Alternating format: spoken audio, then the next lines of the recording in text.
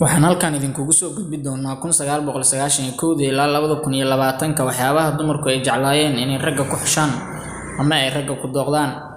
1991 dumarku waxay jeclaayeen inay ragga ku xushaan qori AK-47 ah iyo inuu ninku yahay nin dagaalyahan ah. sanadkii 1995 waxay aad u xiisayn jireen inuu ninku ka yimaado Sacuudi Carabiya ama uu sidoo kale u socdo. sanadii 2002 waxay dumarku aad u xiisayn jireen nin isbaara u taalo ama la shaqeeya qolooyinka qabqablayaasha oo isbaaradu xilliga u tiilay. sanadii 2005 waxay dumarku aad u xiisayn jireen ragga qurbaha ka yimaada gaar ahaan qaaradda Yurub. waxay sidoo kale xiisayn jireen ragga tahriibayaasha oo tahriibka aad u jecel.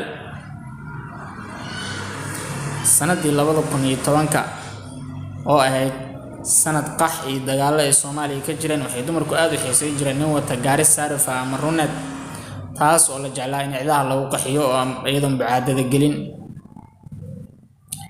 sanadii 2015 waxay dumarku aad u xiisayn jireen nin baraha bulshada caanka ah gaar ahaan Facebook oo live soo geli kara marka xaaladdu xumaato. sanadii aynu hadda ku guda jirnay 2020 waxay dumarku aad u xiiseeyaan nin YouTuber ah isla markaana baraha bulshada caanka ah kaas oo bariiskiisa YouTube-ka ku dhacsan kara.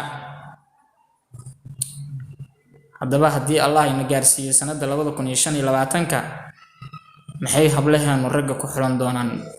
bal fikirkaada nala wadaag. mahadsanidin, fadlan sii share garaya asxaabe.